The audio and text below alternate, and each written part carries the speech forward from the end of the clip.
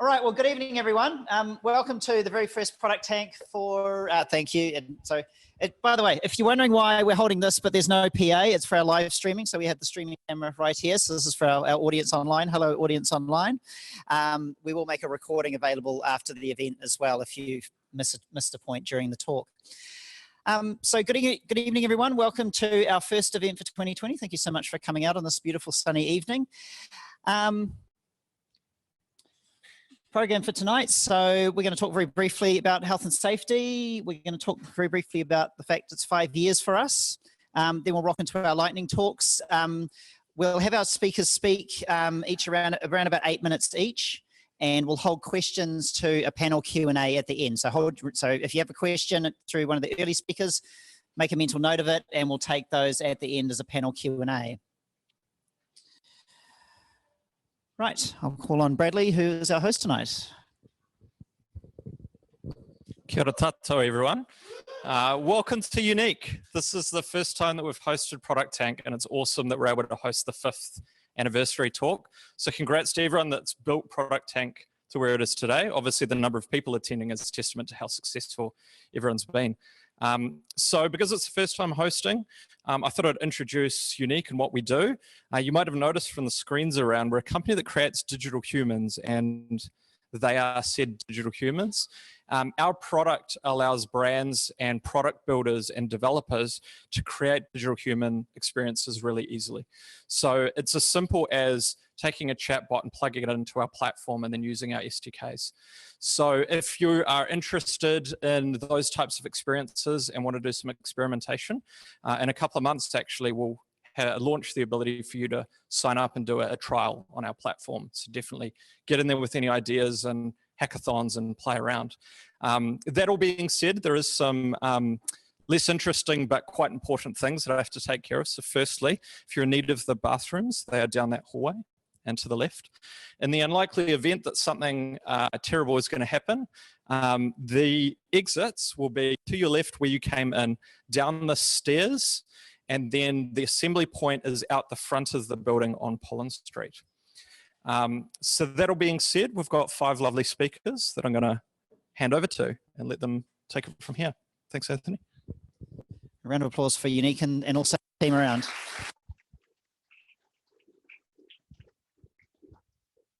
So as I mentioned, Product Tank Auckland, or Product Management Auckland, as we started back in 2015, we've been around for almost exactly 5 years.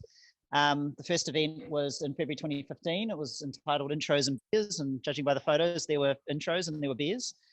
So I'd like to call up Matt Court, and I'd also like to call up the rest of the Product Tank organisers who are around the room. Please come on up.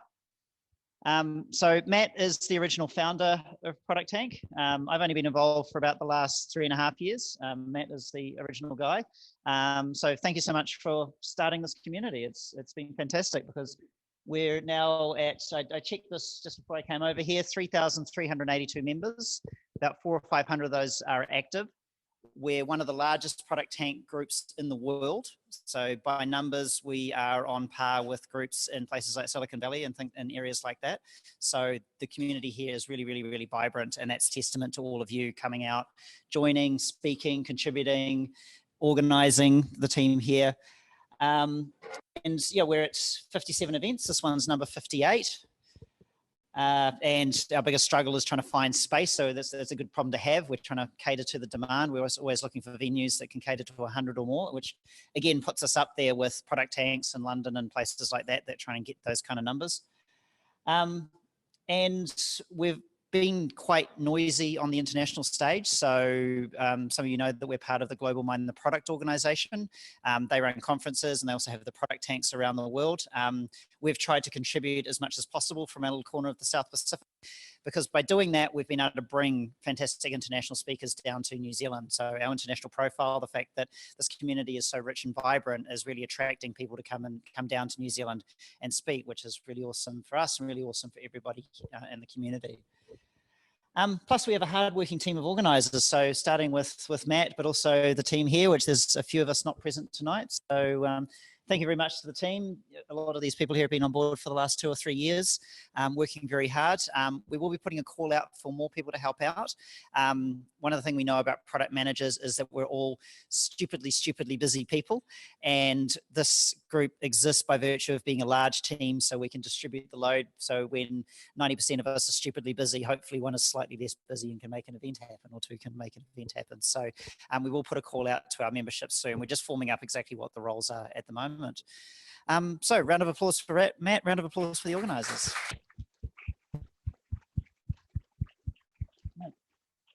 Thank you very much. I'm going to steal the mic. I'm going to steal the mic just to say round of applause for Anthony as well. So I might have kicked the thing off at a much smaller scale than this, but Anthony's really been the driving force behind it for a good many years, and really it's testament more than to me, it's to Anthony and the rest of the crew, but more than anyone to you, bro. So, so big round of applause for Anthony here as well.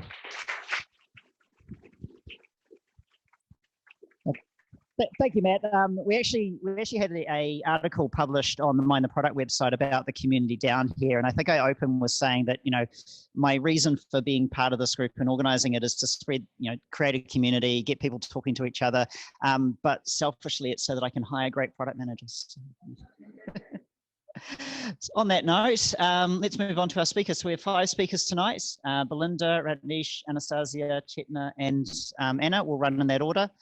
So let's get going. Belinda, you ready to go? All right. So you'll see on the slide, anybody who's familiar with the lean canvas? Good to see some good hands. So this stuff, some of you, this will be, I'll be telling you what you already know. You may be struggling with it in your business currently, or you have struggled with it. It's really what prompted me to focus on this topic, because I'm still seeing it. I suffered from it in the early days, and the companies I worked with, we suffered from Innovators Bias, solution bias, and I'm still seeing it in existence, hence the reason for this talk.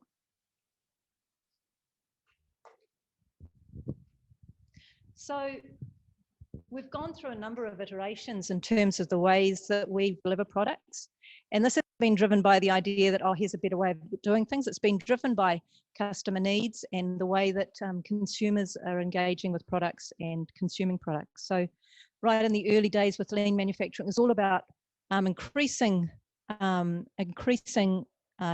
of product and reducing the cost. And then we moved to waterfall, and in those days building products was actually a very expensive initiative. Those of you who remember around in the kind of waterfall era. So yes, it's been a transition, all right. And so, you know, we actually needed to do planning to be effective in staged rollouts and effective in building products that were on time and on budget. But then things progressed, and Agile was introduced with the need to actually increase the speed of delivery. And with the internet era, a lot's changed in consumers' needs and the way that they consume products.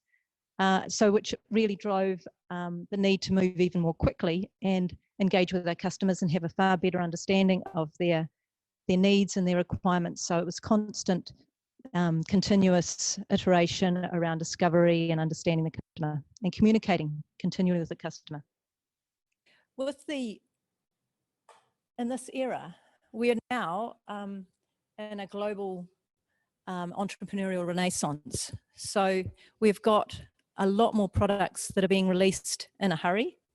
For example, we've now got 1 million startups, new startups each year. And of those, so if you extrapolate that back down, that's actually 3 new startups are being created a second. So, you know, like, okay, one higgly piggly, boom, that's 3 new startups have just been born.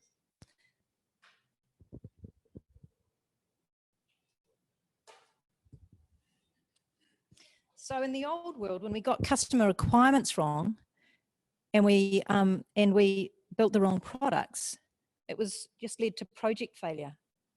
But now, when we get the product wrong, it leads to, or it has led to total business model failure. So this is really the base of disruption is increasing, and we know the legacy of these companies. And so really these companies were all at the top of their game until one day they weren't.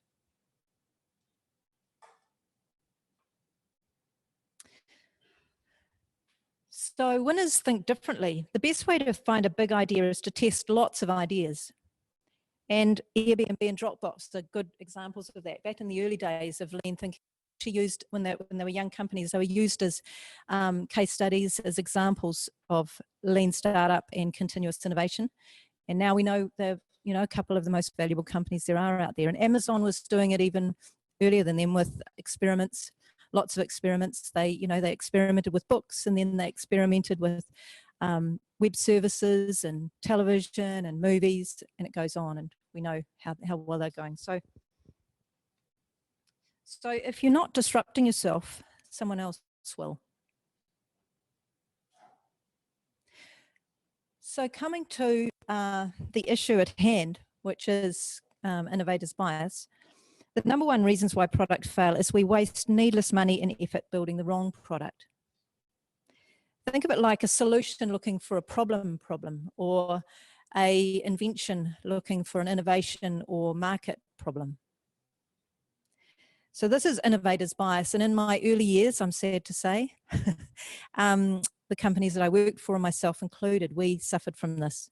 And it concerns me that that it's still happening. And that's really, it distresses me, because I'm passionate about companies succeeding, and, you know, we've got a lot, the world has changed, and we really need to, these are one of the key mindsets. So simply switching mindsets to focus on doors we want to open, focus on customers and problems before solutions.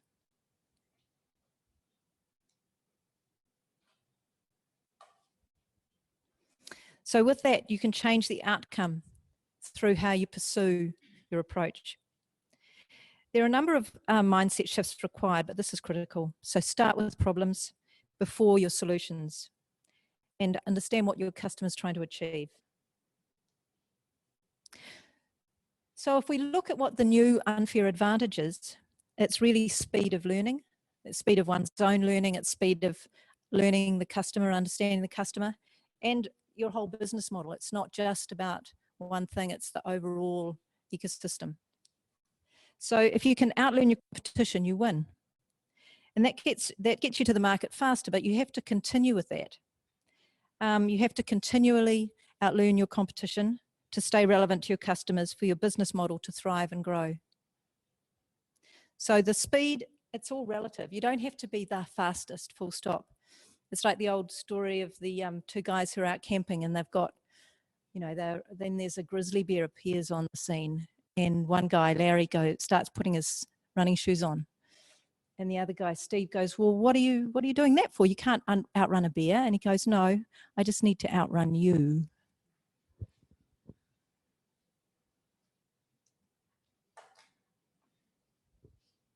So with that, as I mentioned, here's my sales pitch.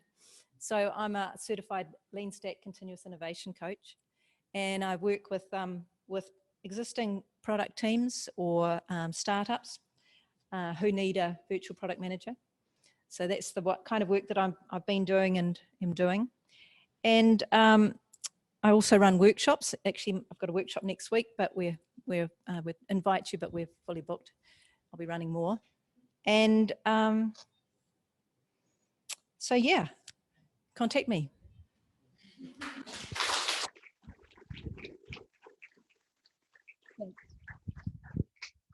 All right, next up we'll have Dr. Ratneesh Suri. Hopefully I pronounced that correct. Just while Ratneesh is getting started, if anybody wants to come and sit down, there are still some spaces at the front here, and we've got quite a few beanbags, so do feel free to come on up. Thank you. Thanks, Anthony. Right, hi everyone. I'll bring on my first slide. Cool. So they say, when you're in love, it shows. And I am absolutely in love with what I do, which is all about servant leadership, helping people thrive, and using data analytics and emerging capabilities like AI and design thinking and the rest of it, put them to work to deliver great outcomes for people, for businesses, for customers, for communities, for anybody and everybody, really.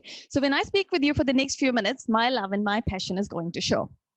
And I've been given 8 minutes, and anybody who knows me knows how much I'm in love with all of these topics. So really hard. I'll try for 10, and I'm going to talk really, really fast. So please stay with me so I can actually contain it in 10 minutes. So let's get started. And also, being in love is also, you probably know, is like being on a roller coaster ride. And that's how my career has been. Full of excitement, full of heartbreaks, but every experience has been worth its while. So I totally understand when they say nobody said it would be easy. They just promised it would be worth it. It's been totally worth it. So let's start from 2008. I finished my PhD and I joined ANZ as a strategy and operations analyst. And the good thing about being in strategy and ops at the same time is that you get to collaborate wider across the organization. So I worked with marketing, worked with strategy, worked with risk, worked with finance, business performance, almost everybody, and learned heaps. So much that with everybody's help, I nailed the job in the first 12 months. And I'd always been a science student.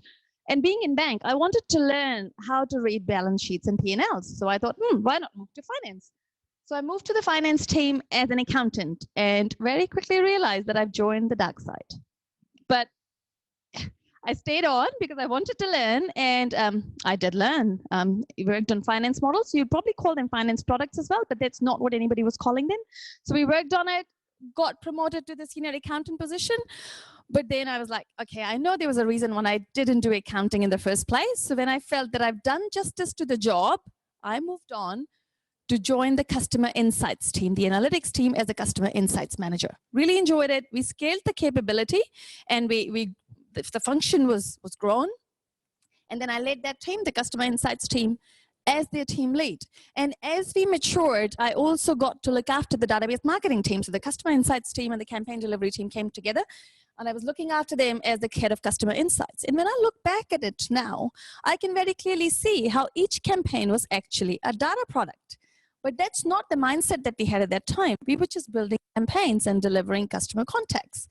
And at the same time, the customer insights team was maturing, and we were moving on from building ad hoc insights to actually building analytics asset and an asset library, which had things like home loan retention model, customer value segmentation model, cross-sell models. So we were building those assets, which again were analytics products, but the product language was still unfamiliar to us. The odyssey of data analytics was evolving. The team was performing really, really high individually and collectively.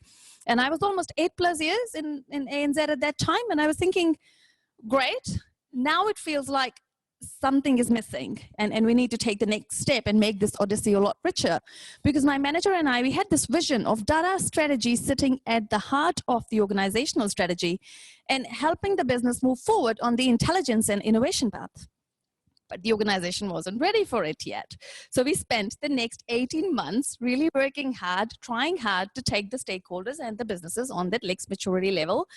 Wasn't happening. And that was a time when we learned our first key lesson: nudge, but do not nag. When you've had a fantastic time and you feel that you've reached a point where you're constantly now complaining and nagging, probably a point to make a decision. So we made a decision. My manager moved on first, and then I left 6 months later without a job, and I used then the rest of the time, like at least 2 months, in self-reflection. So I reflected a lot, and I was like, life isn't fair. Spent enough time on the pity party, but then I was like, surprise, surprise, you can't really control the situation around you. You can only control how you respond to it. So I decided life is unfair, love it anyways, doesn't matter. And it helped to remember that we had actually built a legacy together at ANZ, and most of the time I had an amazing time. It was awesome. Great people, and all that assets and everything was acknowledged at the nice farewell that they'd organized. So life really wasn't that unfair. You need to look at it through a different lens and use a different perspective. So not that bad. I embraced all of my wins and my scars and battle bruises and moved on to join IAG to establish their analytics and AI capability, which was fun. Great organization, awesome people. Really loved the team, but the team that I inherited again was really low in maturity, and so was the organization. They were building manual data requests using suboptimal tools. The skills were getting rusty. Just wasn't happening. So I used all the wisdom that I'd gathered over the years, the thought leadership, and developed an analytics vision and strategy that would help the organization move up the maturity level. So we focused on upskilling the team. We focused on driving a culture and mindset shift, which was critical to any change. And we focused on nudging the stakeholders, get the business leaders to think about data analytics in a different way. And it worked. So we moved up the maturity level to move on from requests to strategic analytics projects. At least that was a good move. Go from request to projects, and you can start building the platform, the capability, and everything else. But the real magic happened when we actually matured to that product mindset. So we started integrating analytics in cross-functional teams, digital journey teams, setting up BI teams on its own to develop those awesome BI products and dashboards. And I remember one of the best BI product or the dashboard that we had developed was actually done by our digital product manager in a design thinking session that we had run. So the principle that was really working well for us was communicate, collaborate, and co-design. And another product that we co-designed was a machine learning model, a natural language processing model to look at customer feedback and understand that what are the themes, where's the friction in customer journey, and how can we use that to make it better for them. And the CX manager was sitting with a data scientist labeling the data together. So co-design was really working well. But are we there yet? Probably not. So the organization is still working on it. But I think as industry, as sectors, we are not there yet, because analytics yet has to deliver on its promise at scale. With more than 70% of executives feel that big data and AI initiatives are really still a challenge in the organization. They're not being adopted. So we are not there yet. And where we need to get to, I think, is to move from this product mindset now to the next stage of the outcome and the experience mindset. So less in love with the product that we are building, but more in love with the experiences that they're creating. Who are they serving? Who are they catering to? What's the outcome that we are expecting? Are we doing it right? So that absolutely, I think, is the next level of maturity. Where am I now? I am senior management consultant, the business advisor with a software company, SaaS, which builds data analytics software. And the intent is to actually be an advisor for many other organizations and data analytics and business transformation leaders to help them use data analytics to unlock their intelligence and innovation. One key life lesson that I've learned is that you always have a choice. Even when you decide to do nothing, you're making a choice to do nothing. And finally, how I've matured is that I do not think anymore that life is about achieving goals. So I'm not chasing any goals, any mindless goals at least. I'm not after a position, not after a title or a status. I'm definitely chasing kindness. I'm chasing love. I'm chasing compassion. And I'm totally chasing challenges and excellence, because otherwise I think life will be too boring.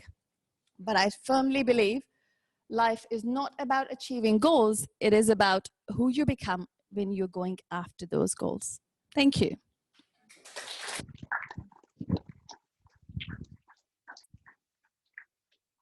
And just for the record, you hit 8 minutes and 10 seconds, so well done. All right, where's the clicker end up with? There we go.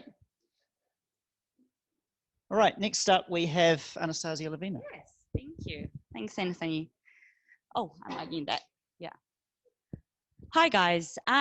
Today, I just want to share more of a personal experience with you on my journey into product management. And product as a discipline in New Zealand is relatively young. And what we see is that a lot of people from very diverse backgrounds get into product roles. You can be a BA, design, a project manager, a developer. And then you find yourself all of a sudden doing the product stuff. So hopefully you will find my talk interesting and relevant for those who have started the journey or are thinking of starting the journey. And hence why the title of my talk is Imposter Syndrome isn't always a bad thing. And that's what I learned. And just for those who are not too familiar with the term, imposter syndrome it's a psychological phenomenon. When a person who has the capabilities to perform a job really well, they think that they are incapable of doing it, despite all of the track record of their successes.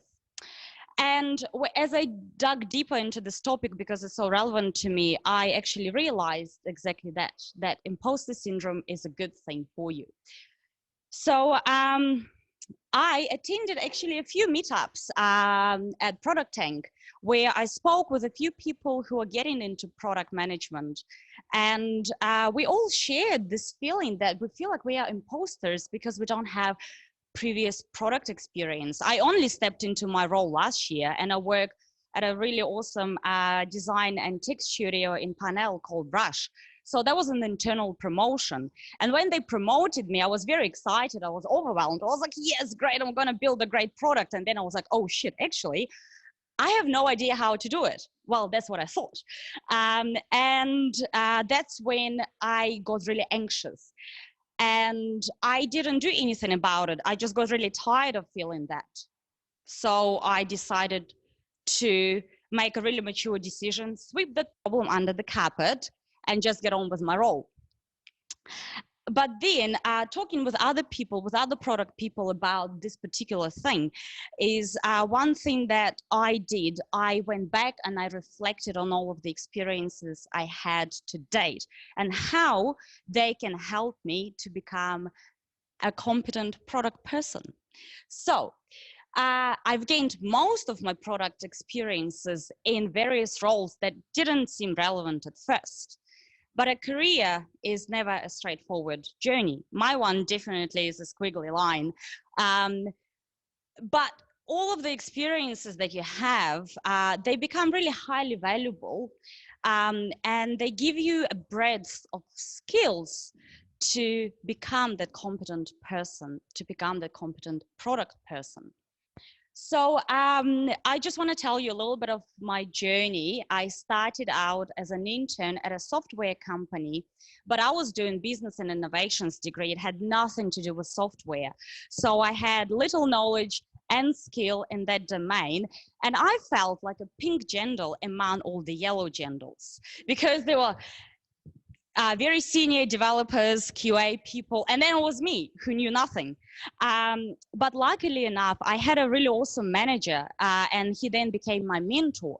So he chucked all sorts of challenges at me. He made me to be a QA person, a content manager, a project manager, operations. And then I got into digital marketing.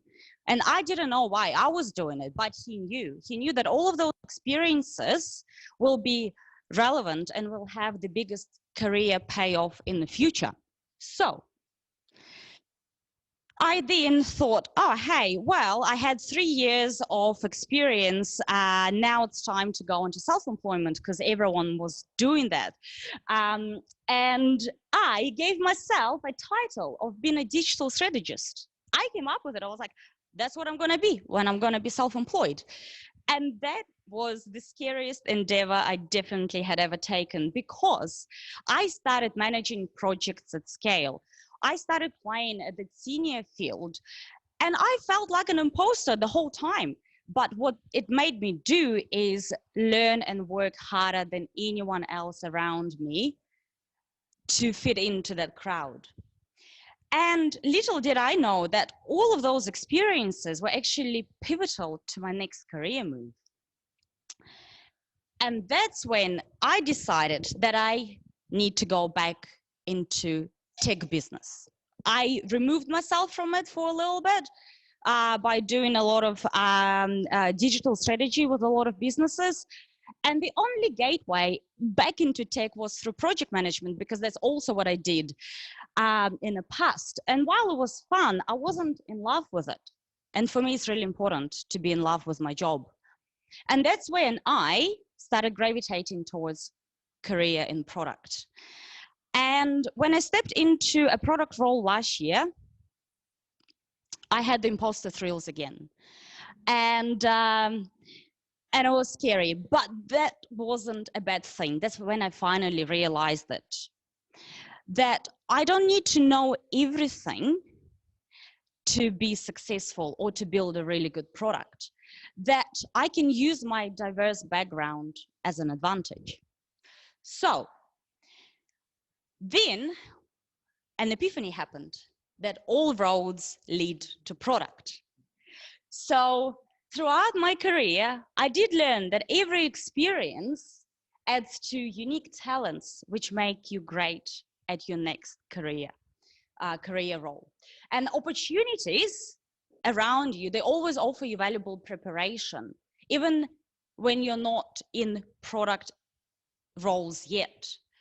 And one thing that I learned and that I use now in my day-to-day job is that being a dynamic participant in your growth and acquiring all the skills you can, they will give you the results at the end, and they will really help you to build a great product. And that's what I aspire to do one day. Thank you, guys.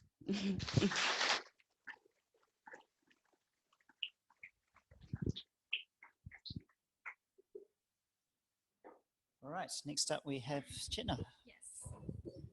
Is this the next slide? Good evening, everyone. My name is Chetna, and I'm the Application Product Manager at NIB New Zealand, looking after their digital sales channel and all of their customer-facing applications. And majority of my previous... Okay. And majority of my previous work experience has been in the SaaS industry, working with some Kiwi owned startups to some big players like Xero. And today I'll be sharing with you all the lessons that I have learned from a SaaS product launch that I worked on. So let's get started. I'll share a personal story first. So that little girl was me many years ago. As a kid, I was really scared of water and hated going for my swimming lessons. And one fine day, my beloved coach decides to just push me in the deepest corner of the pool. I literally thought I was going to die. But something amazing happened. My survival instinct kicked in, and I swam to the safe corner of the pool. And trust me, it was a big relief to come out of it alive. When I was thinking about my product journey and preparing for this talk, I realized the biggest learnings I have had are actually from the time when I thought I was drowning. So we were working on this product launch. We were under a lot of pressure because we had to deliver a product in a short time frame, mainly because the business sustainability was at stake. So the lessons that I'll be sharing with you all today are from that experience. Let's look at lesson number 1. The trickiest part of product management is people. I'm glad you guys agree with me. Yes, people are difficult to deal with sometimes. And in my case, I was working with this very experienced Silicon Valley style leadership team. And the CEO was a renowned sales leader. However, he had very little understanding of agile software development. So basically, he wanted to lock in the roadmap for the entire year, even before the product was released. And I was having a really difficult time convincing the leadership team that, hey, we should have a flexible roadmap and iterate based on the market and customer feedback. And unfortunately, none of the product management techniques were helping me. But what really helped me was the sales training that I received from my first job after university on how to influence people. So actually, Nadine and I, who's in the crowd, call this technique door knocking. But Bruce McCarthy has given it a much sophisticated name, subtle diplomacy. So what we did, basically identify who are the CEO's friends in the leadership team. So we literally went door knocking to each of them and got their buy-in on this roadmap framework that I was proposing. And it did wonders, because when I proposed the same framework to the CEO in a big management meeting, he saw that, oh, his friends are already convinced, and I got his buy-in as well. So in a nutshell, the lesson I learned is when product management techniques are not working, use your interpersonal, use your influential skills to get stakeholder buy-in. So that was lesson number 1. Lesson 2. I think it's important for product people to have an elevator pitch, which simply means that you have clarity on what value proposition your product is offering. So in our case, we understood the problem, we validated the market need, but the product was trying to be too many things. And when marketing team came to us asking for, hey, what's the key value prop? I couldn't articulate it. And as a result, the product positioning was really light and it didn't really resonate with the customers. So just looking back, I wish we had focused on one thing, but did it really well. So I think of elevator pitch as almost like a tool or a mechanism to get that clarity on, hey, what is the biggest pain point that you're trying to solve and how that's going to benefit the customer. That's why I'm a big advocate of having that elevator pitch for your product. Right. Oops, move too fast. Lesson number 3. Now, I know as product people, we are trained that we should make data-driven decisions, we should think logically and use our rational thinking, and we tend to underestimate our instinct. So what happened was, just before the product was getting launched, the sales and finance team decided that, hey, we want to put this credit card screen before a user can start a free trial. And it made business sense because we might secure revenue and we might have a, faster ROI. So it all seemed logical from a business perspective. But it didn't feel right. It didn't feel right to me because we were asking the user to make such a huge commitment on a brand new product that they knew nothing about. And still we went ahead with the business logic. So we had this beautiful credit card screen before you start the trial. As a result, we saw the biggest dropout at that credit card screen. And that's when I wished, hey, I should have listened to my gut feeling, to my instinct, instead of just going ahead with the business logic. So that's why don't underestimate your gut feeling or don't underestimate your instinct. So I'll just do a quick recap of all the lessons with you guys. Number 1, people are difficult, but use your interpersonal skills, use your influential skills, and use techniques like door knocking to get stakeholder buy-in. Number 2, have an elevator pitch for your product so you can internally sell to your stakeholders. And number 3, don't ignore your gut feeling. And that's all from me tonight. Thank you.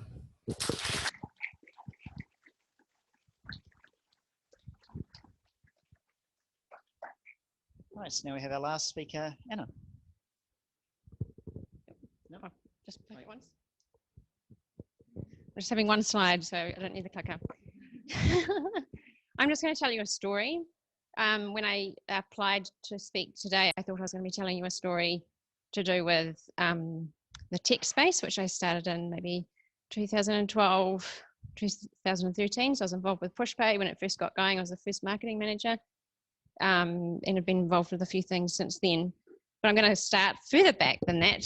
When I was at a medical distribution company as a graphic designer, totally loved my work. I loved doing conference booths and advertising in newspapers and magazines and doing projects like the entire magazine. I just loved it. Anyway, this opportunity to come onto the branding committee came up, and so I thought I'd take it because after all, branding is about logos and color, and I'm quite convinced how walking into McDonald's and yellow helps you eat and all that. So somehow or other I got onto this committee and quickly realized that I was wrong. I had a lot to learn. But also that no one else on the committee was going to do any work. So when we decided, so the 2 goals were our employees needed to stay longer. We were losing talent, which was making it hard for us to get to budget. And also because we were in the medical industry, a lot of our sales came from tenders. So you kind of had one opportunity and then you're locked in for 5 years, and although you've got clauses to put your price up, it's just tricky. So that was the goal. So it was me that ended up doing a lot of the question designs, and although you come back to the committee and get their approval, eventually I sent them out and the data came back in, and no one else was volunteering to do the analysis, so I did that as well. And then from that it became more obvious to me, okay, so there's some themes happening here and these are the things that need to happen. So I kind of heaved a sigh of relief and thought, okay, that's my bit done. I've done more than I thought I ever would, so tick. Showed it to the marketing manager, and that's where I thought my role would kind of finish, and she took one look and said, and this is fantastic, you can present it. That wasn't what I was after. Did it, and you can kind of tell how people are engaging with you sometimes, and it seemed like everyone was happy. And then one of the guys in the room who, some people have a very blank face and you can't quite tell, as soon as I finished, he just ripped me to shreds and he said, you've wasted company money, you've wasted your time. The interaction that these hospitals have had with our brand through your survey has had a negative impact rather than the positive one based on the data that you've collected, because you haven't segmented in any way. Well, no, and it helped me, and I didn't know that was a thing. But with my design background, because I was doing everything in my own time, I'd color-coded everything just because I fancied knowing which hospitals were responding and which departments. So I was able to say, well, today the data's not like that, but next week it can be.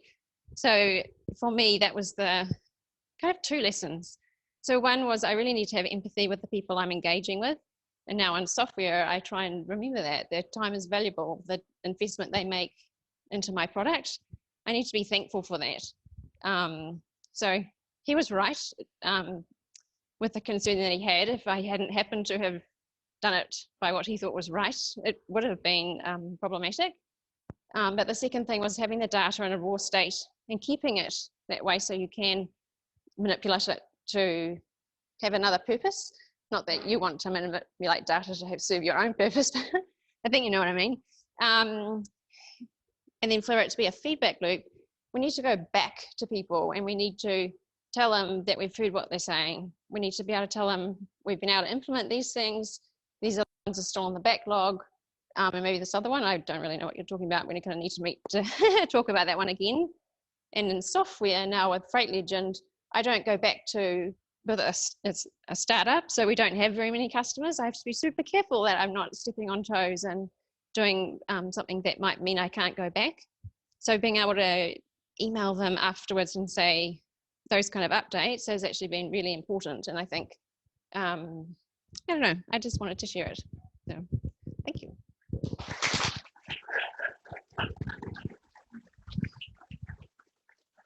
Thank you, Anna. Grab a clicker. Right, if I can just call on all our speakers to come back up and we'll just arrange the chairs. David, if you can arrange the...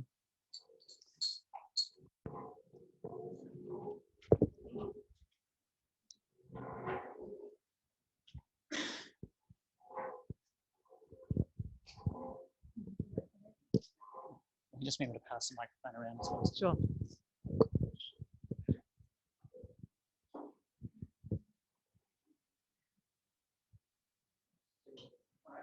Okay, questions?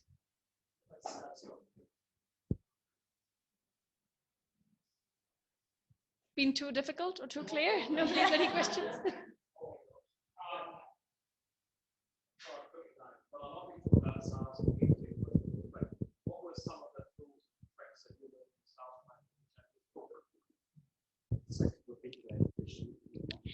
So the question is, what techniques did I learn from the sales training that I found useful? I think it's basically negotiation skills.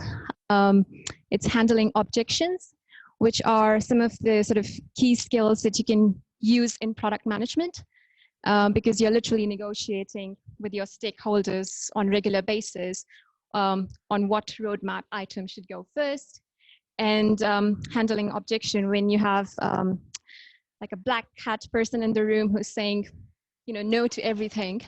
So it's really like, how do you, handle that situation?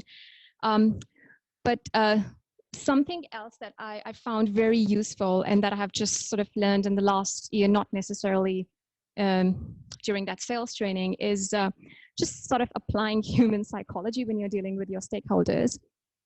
So I came across this framework, HBDI, which is whole brain thinking. So just understanding how your sort of stakeholders naturally think. So if you are going to someone who's more sort of data driven and you are showing them your passion and you're talking about, or you're starting your sentences like, I feel this is the right thing. And, you know, it's more gut driven and I've done that. I'm never going to convince him. So it's just understanding or scanning that person and what are some of the phrases that he, you know, uses, or, and you can make, and you can get a lot by that. If he's, or he or she is talking about facts and figure, then how do I sort of tweak my argument around that? Does that help? Yeah, please. Sorry. I think I'll add just a little bit to that, that we feel people are difficult.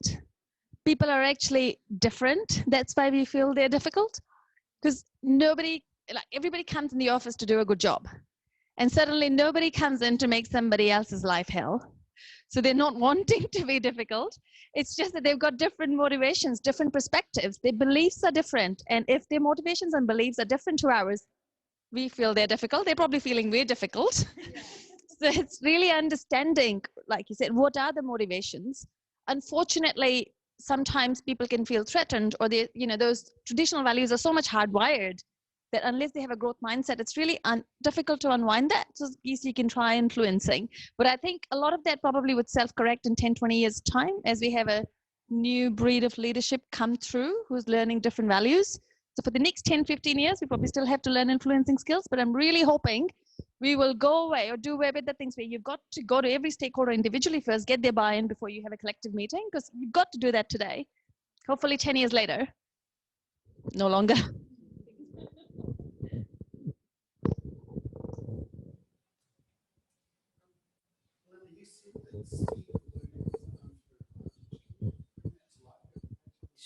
Sure. So I can use a personal example. So in my early days working with tech companies, we were completely enamored with our idea, and, you know, classic innovators bias. And it took us years to, you know, kind of face reality that actually what we thought was impressive was not actually impressive. So those companies, some of them don't exist anymore. Others have been acquired and absorbed in. So that was my kind of beforehand. And then speed of learning. So I worked with a number of clients in New Zealand, Westpac, lots of others, and was specifically doing the voice of the customer discovery. And through that process, uncovered what were actually the key drivers, what were their motivations, what was the day in the life look like, what were their pain points, what were the forces at play. And out of that, we sculpted very early MVPs. Some of them weren't even digital, they were just paper-based. And so this was kind of my aha moment. So this was a very fast learning process over a period for, you know, for each client. It was a repeatable process. Over about a 3-week process. And then out of that, we got people within the organization. So this was an internal, for a, you know, large client, an internal product that was going to be used by thousands of their staff. And it kind of was contagious. So there was lots of people within the organisation and also outside of the organisation that were just grabbing for it, going, we want this, we want to be first, if you're going to be taking this to market, or can we be in on the beta? So that was my very early aha moment. So that is really speed of learning. So we learnt very quickly what were the driving forces of what was needed by the customer, and what were their motivations. And then out of that, it was kind of a no-brainer that of course they wanted it, and we were building something that they would want. Does that clarify? I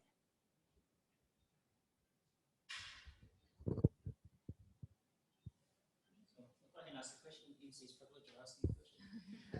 To Ratneesh, so you've moved into a consulting role now. Yes. Bringing a product mindset to a consulting role. it's working awesome because I'm also working on internal transformation. So SaaS has been there for quite a while. It's more than 40 years old company. So it's not a new startup. So they themselves internally in the organization have got some traditional ways of working.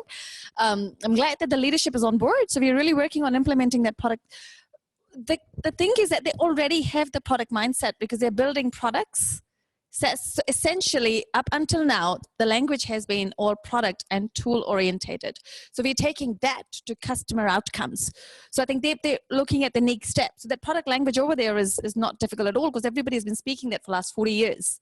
So I think where it really needs to change is in the organizations, especially in the data analytics teams, because they are not used to that kind of working. They're used to hiding under the decks for 6 weeks or 6 months and develop a model and then come out and say, yay, that's not what I asked for.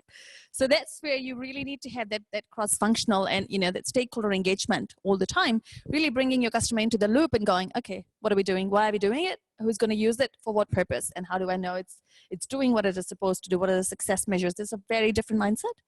It's a consultancy. It's a software companies. They already have that product mindset.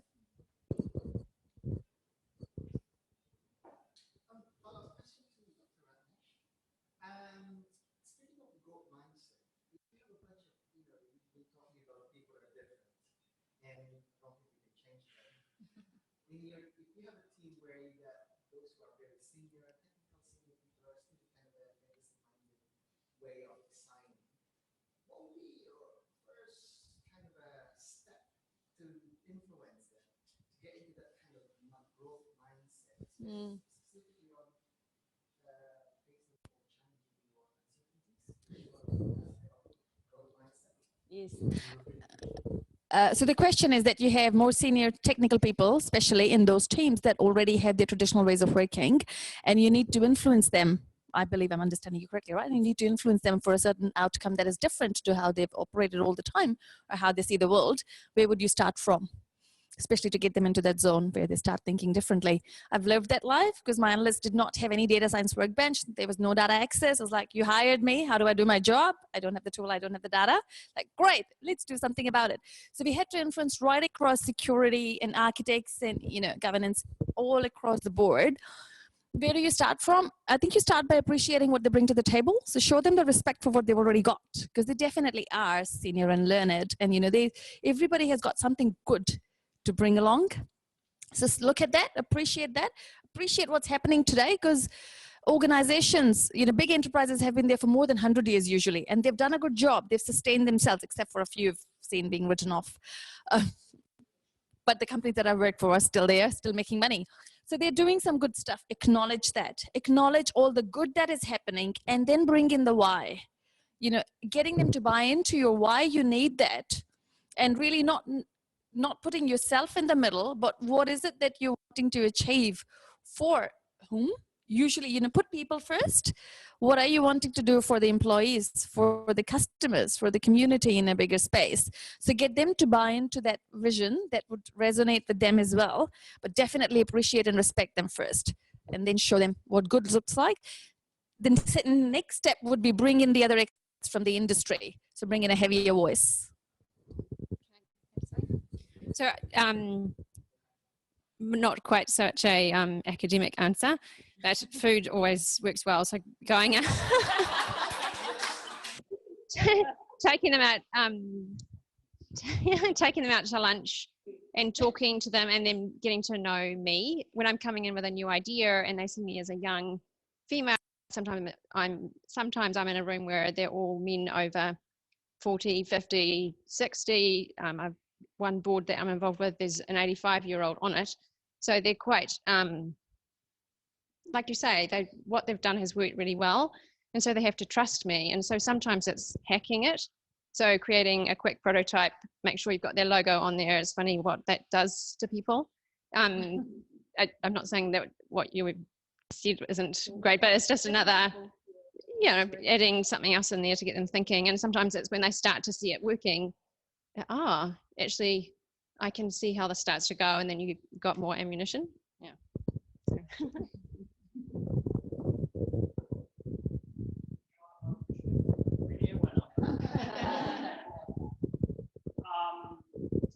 I'd love to hear a few stories about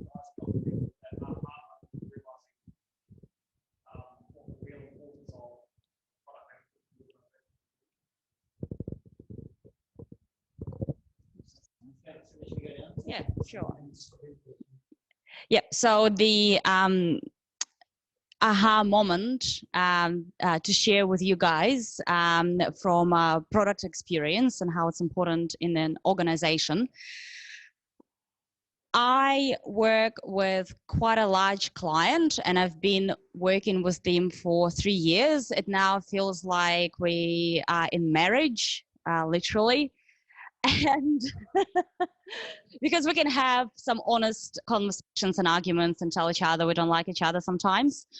But basically what we did, we took them on a digital journey, on the transformation to building products that can be sustained and scaled in the future.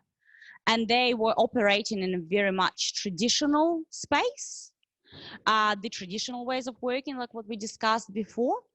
And we had probably, and I won't be exaggerating, over 50 stakeholders to convince that they really need to look beyond the traditional. They need to start being more agile. They need to start thinking about their future and what their industry will look like in the next 20 years. The aha moment for the client happened when what we did, we just took the initiative and we started delivering the product iteratively, obviously, you know, using the good old Scrum. And as we were doing frequent demos to them every 2 weeks, we would get those 50 stakeholders in the room or, you know, over the video conference call, whatever. But we would actually show them working product. And that's when everyone got to that aha moment. Everyone was blown away how in 2 weeks, iteratively, you can achieve greater results than in a year sometimes. And then they stepped on the journey of changing their ways of working, of becoming more reactive to change. And that's been amazing because now we are one happy family, all swimming to the right direction. Yeah. So Freight Legend is not my first startup. I went into a business incubator connected with Massey University, I think 2013. So in the software there, I was, I guess you'd say I was the project manager, although I didn't give it that title. I just called it a lot of hard work and I didn't get paid for. I think the magic happens. I'm sorry, I've slightly forgotten what the question was, but the aha, yeah. So I think when you can start to engage with users and you can start to get that feedback and start to pull a team together for a common purpose, that's when I think the project manager really steps out ahead of having, so in my role at Orchid, I work with a lot of developers and you have some really great technical leads who in our company would have some engagement with the customer. But I think a project manager can really come into their own light when they can start to add value based on data that they've received. So I think that's what I'd say. Cool, thank you. I think my story, there are lots of stories around that, but the one that I'm going to share is from ANZ, and I can't give out the sensitive details, but I can tell you the story at a high level. It was around 2012 when National Bank and ANZ were being merged. And of course, when you are bringing a change that the customer hasn't really asked for, then you look at all possible scenarios that, you know, what would be the impact on the customer? Are we going to gain as many? We were 2 out of 5 major banks. Now we were going to go 1 out of 4. What is that going to do to my market share? And how are customers going to feel about the change? Are they going to defect more? What would be the implication? So in the first year after the merger, we did see our net growth going down. It was going negative. It has never happened in the 10 years history that I looked at the bank. I was customer insights manager at that time. It was a negative growth. For 12 months, it was just not picking up. So I was assigned the good job of looking into why and what could we do about it. And I think I'll take it to one step further to go product manager, absolutely a critical partner in that journey. Strategy manager and the marketing manager. So I had those 3 key people plus some other business experts working on this project with me. So I think product managers, I think, again, cannot be successful on their own. You really have to work with the wider organization. We did do a great piece. We looked at what was happening, different segments. So we took the segmentation approach, found out what was happening and what do we need to do about it. And where the product manager played a key role was that we had to launch a product that we had in a slightly different market, in a customer segment, New Zealand. And we had to kind of bring the strategy, change the strategy at a CEO level. So using the right people to drive the right change. So we got the strategy manager to help us bring the story from 60 pages to 20 pages to 5 to that 1 page that we could take to the CEO and go, we need to run the organization differently in this space, and to get him to buy into that, using the marketing help to tell that story and understand customer segments, and then getting the product manager to actually help launch it and then, you know, lead that campaign in that market. The growth has been positive ever since. And until I left, I don't know the numbers now, there was not a single month when we were not positive. So that was a great aha moment. Wow, analytics can do that, and the collaboration can bring wonders. So I mentioned that, you know, early days I was working for tech companies, and we were following the old mindset. So I was over in the States working for an international New Zealand / global company. We're based in the States and New Zealand and China. And yeah, so that was in 2010 with the global financial crisis, and that hit us hard as well. And before that time, I was considered a business development subject matter expert on a particular product. And in my earlier days, we didn't actually have the title product manager. It didn't really exist. I think it did exist in possibly the larger organizations, but it hadn't infiltrated and become a common term. And so it was really with the crisis that I thought, I'm not going to. It was kind of like, oh, okay, so my time at the US came to an end. And I thought, well, I'm going to shop around. And in that time, I took quite a bit of time, probably about 6 months off, and was just gobbled up lots of industry conferences and became a kind of a hungry person for learning and growing. And that was a big turnaround for me. So it was time to, I think often we're so busy dealing with this issue, you know, there's many mindsets, but the one that I focused on tonight was around Innovators Bias. We're so focused on focusing on kind of pushing a square peg into a round hole that it's really stressful, because we're not achieving traction. We're just, you know, slogging against the flow.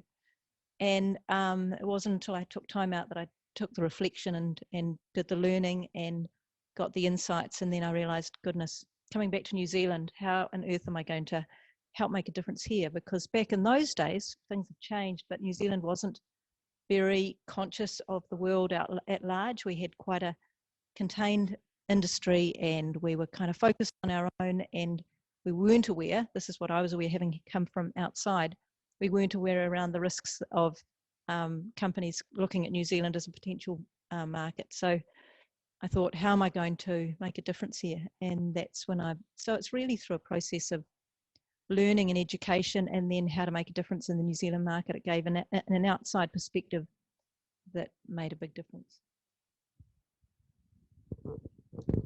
Well, I have a very sort of cliche aha moment. So as product people, we get really attached and protective of our product. We always want to, you know, make one extra improvement to our product or feature before releasing it. But we are actually just working on assumptions and hypotheses. So the real test is really when you actually get your baby out in the wild. And I've seen that happening in startups, big organizations, that I think, yeah, we just need to work towards that minimum marketable product, and then just iterate based on the feedback and use data to make improvement than just going by opinions, really. So yeah, I've had sort of this experience twice, I think, in my career.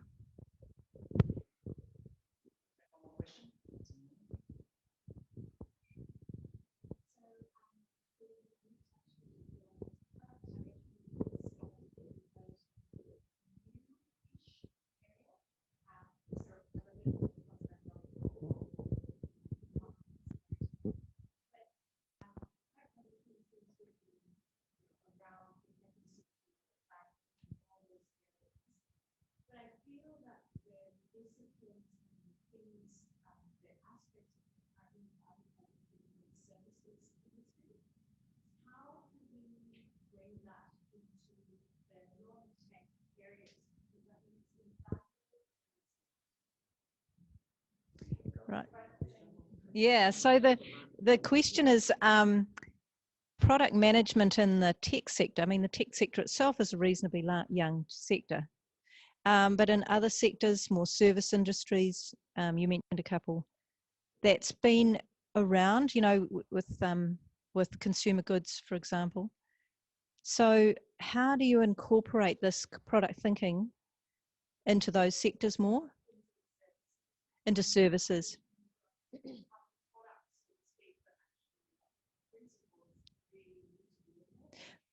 Right, so when you're asking about services, you're talking about a company that a consulting. Yeah.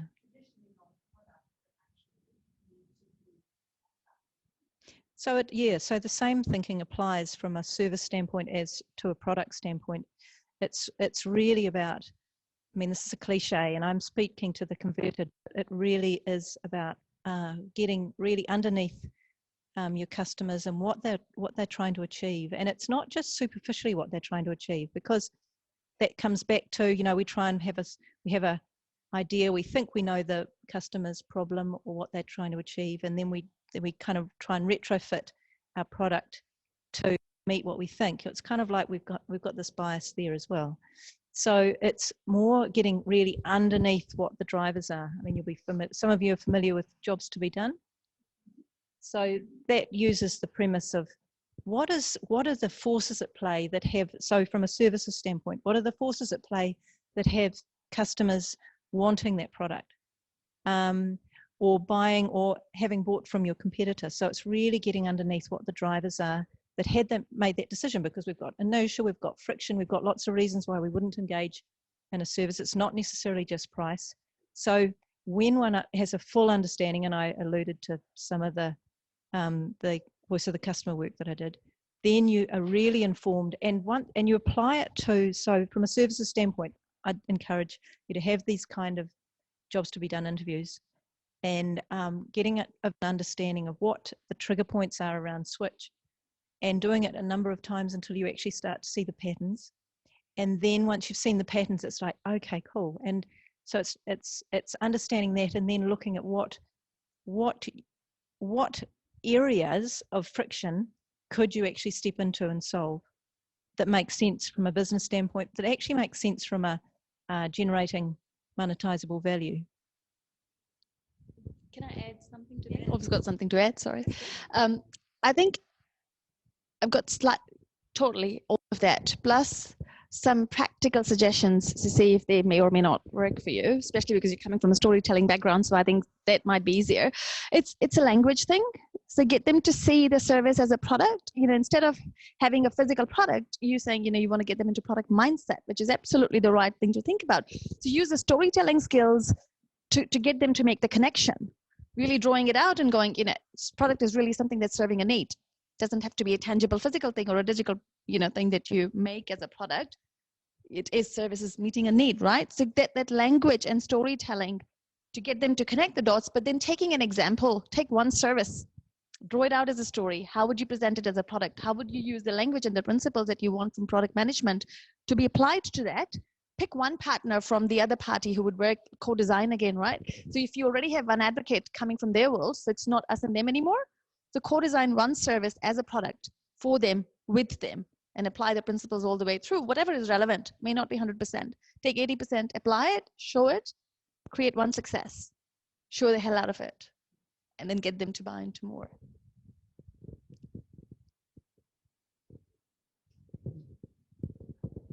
I think we come to the end of the meetup. So if you have any other questions, so maybe you can come and talk to these speakers. We're happy to wait for a few minutes. So I'll just tell you the names, so just in case you don't know. So Chetna, Belinda, Dr. Ratneesh, Anna, Anastasia. Cool. So I hope every one of you took something away from this. I took away that I can't wait to become a consultant, so I don't have to have any goals. Right. Okay.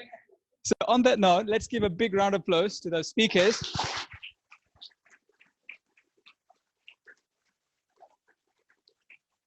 Yeah. So thank you so much for coming here and giving your time. Bradley and the team, thanks for the venue. Such a wonderful, awesome place. It looks very spacious. So thanks for that. And thanks to all of you for coming on. You know, your attendance is what motivates us to have more of these events. So on that note, we got some couple of interesting events lined up. So last month, some of the organizers had a strategy event and talked about what we're going to do for the year. So I can at least guarantee you there's one prominent speaker that I'm talking to. Hopefully in a couple of months, we'll have that event.